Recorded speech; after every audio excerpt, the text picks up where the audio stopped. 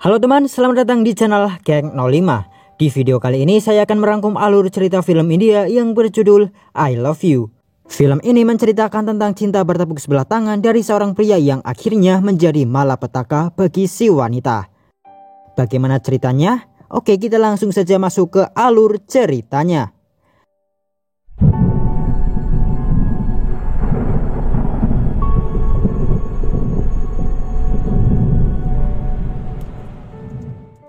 Diawali dengan seorang wanita bernama Satya. Ia bekerja di sebuah perusahaan dan ia memiliki teman kerja yang bernama Rakesh Oberoi. Mereka sudah bekerja di tempat yang sama selama 2 tahun terakhir. Karena itu mereka pun sangat dekat. Di malam sebelumnya diadakan sebuah pesta di kantor mereka. Di malam itu Satya dilamar oleh kekasihnya yang bernama Vishal. Orang-orang di sana pun bertepuk tangan termasuk Rakesh Oberoi. Namun terlihat tepuk tangan dari Rakesh seperti tak senang dengan hal itu. Kembali ke masa kini. Ketika itu Satya akan bekerja seperti biasa. Dan dia mengatakan pada Rakesh bila nanti malam Satya dan Vishal akan pergi ke Delhi karena akan merayakan Diwali.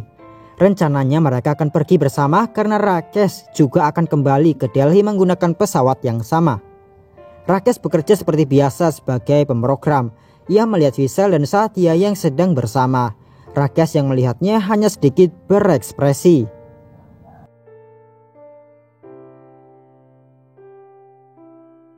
Saat istirahat, Rakesh yang sedang di kafe didatangi oleh Vishal. Vishal meminta bantuan pada Rakesh.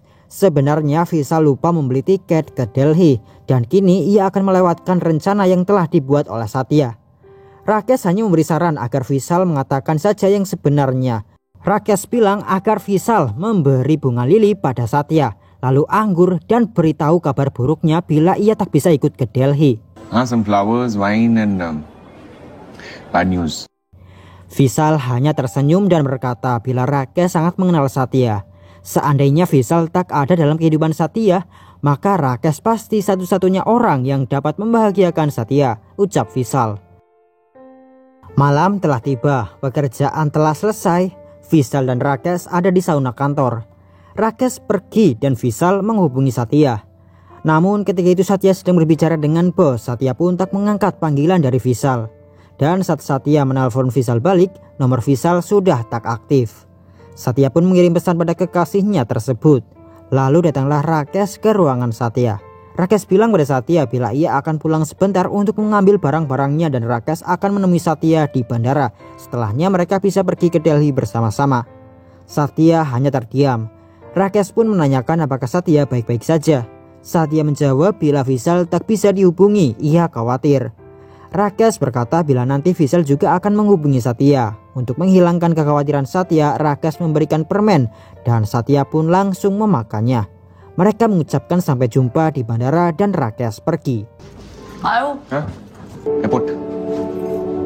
Satya yang menunggu supirnya ketiduran. Ia terbangun di tengah malam di kantor itu dan kantor itu juga telah sepi.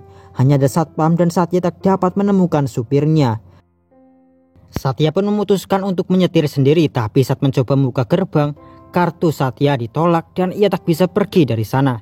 Satya akhirnya kembali masuk dan kantor itu benar-benar kosong. Satya kemudian menelpon orang-orang yang ia kenal untuk meminta bantuan. Tapi tak ada yang mengangkat.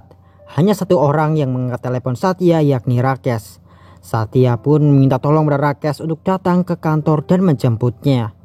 Tak lama kemudian datanglah Rakesh. Satya pun sangat senang karena akhirnya ada seseorang di sana dan ia bisa keluar dari tempat itu.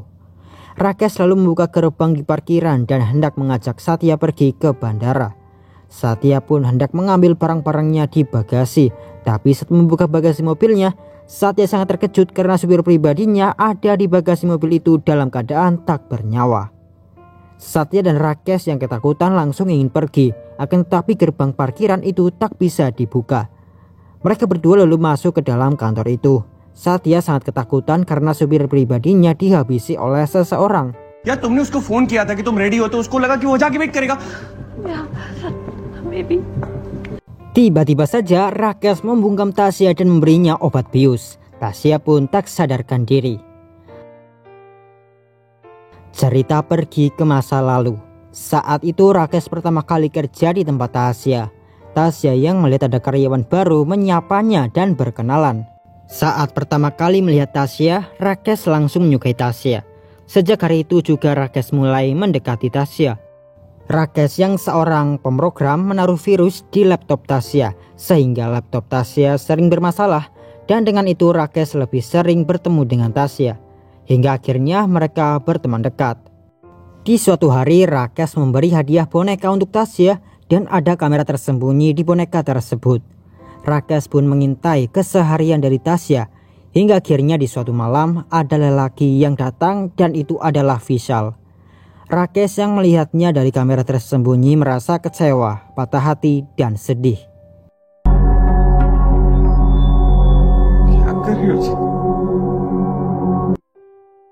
Kembali ke masa kini, saat terbangun Tasya sudah diikat dan dimasukkan ke lemari oleh Rakesh.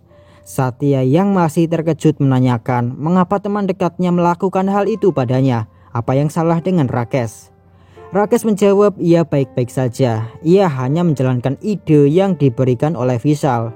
Tunangan Satya itu berkata pada Rakesh bila Vishal tak ada dalam hidup Satya, maka hanya Rakesh yang bisa membuat Satya bahagia. Jadi di malam itu saat Vishal menelpon Satya tapi tak diangkat, Rakesh kembali ke sauna dan ia memukul Vishal hingga Vishal tak sadarkan diri. Rakesh bilang pada Satya bila ia mencintai Satya. Satya hanya terdiam dan menanyakan seseorang yang dia cintai yakni Vishal. Satya. Rakesh selalu memperlihatkan foto Vishal yang ditahan oleh Rakesh. Satya dengan khawatir menanyakan apa yang telah dilakukan oleh Rakesh terhadap Vishal. Rakesh berkata bila Vishal baik-baik saja dan sedang beristirahat, jadi Satya jangan khawatir. Rakesh kemudian mengajak Satya untuk berkencan. Dengan kaki dan tangan yang masih diikat, Satya dibopong oleh Rakesh. Rakesh ingin mengajak Satya jalan-jalan, namun ketika akan keluar parkiran, Satya memohon pada Rakesh agar melepaskannya dan membiarkannya pergi. Keinginan dari Satya itu akan dituruti oleh Rakesh. Namun bila Satya turun dari mobil dan pergi dari tempat itu, entah apa yang akan dilakukan oleh Rakesh dan Vishal nanti.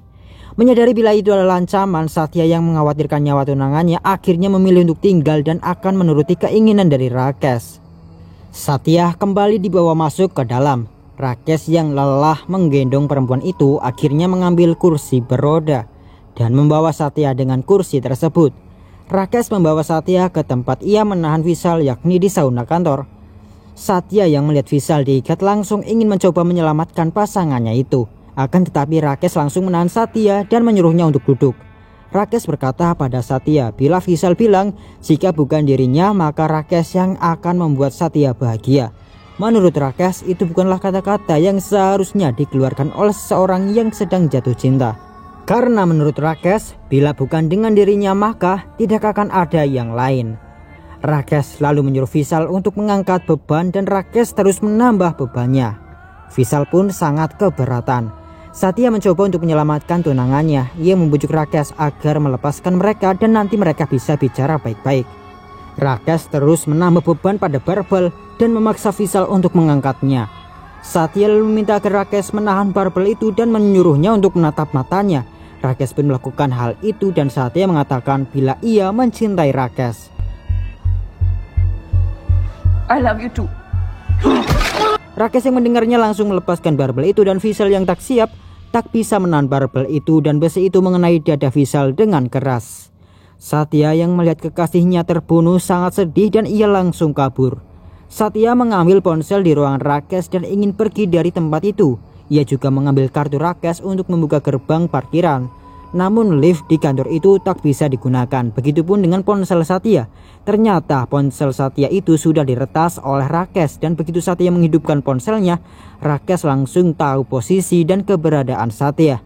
Satya pergi ke ruangannya dan mengambil smartphone yang ia simpan di laci. Satya juga bersembunyi di sana. Akan tetapi Rakesh yang sudah melacak Satya tentu dengan mudah menemukan Satya. Akhirnya mereka berdua duduk bersama dan berbicara. Ketika itu Satya tak perlu berpura-pura lagi. Ia bilang pada Rakesh setelah semua yang Rakesh lakukan, Satya tak akan pernah jatuh cinta pada Rakesh. Tiba-tiba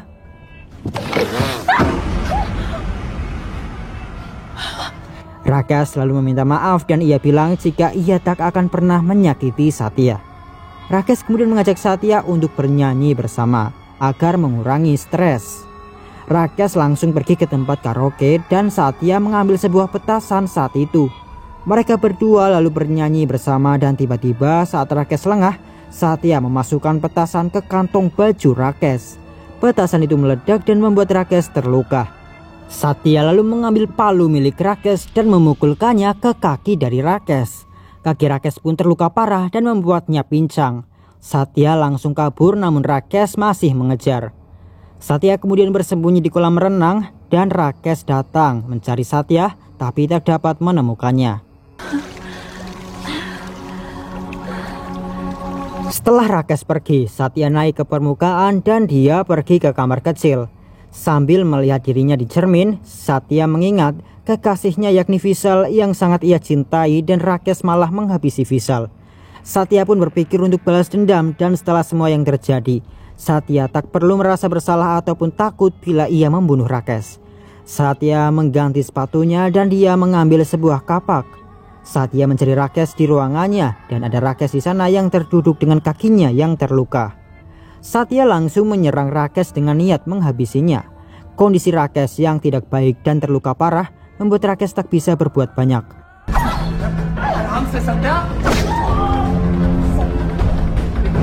Karena walaupun Rakesh terus menghindari serangan Satya, pada akhirnya Rakesh pun terkena dan mendapatkan luka yang lebih banyak lagi. Rakesh yang sudah bisa dibilang tak berdaya akhirnya menyerah. Ia sudah tak bisa melakukan apa-apa. Satya kemudian mengikat Rakesh dan menaruhnya di lemari. Satya sebenarnya ingin menghabisi Rakesh, namun siapa yang akan bertanggung jawab atas hal yang dilakukan oleh Rakesh pada Vishal dan supir Satya? Karena itu Satya akan membiarkan polisi datang untuk menangkap Rakesh. Satya lalu pergi dari kantor itu di saat matahari terbit. Semalaman yang panjang dan menegangkan dari Satya. Akhirnya ia bisa keluar dari tempat itu dan pulang ke rumah. Film pun selesai.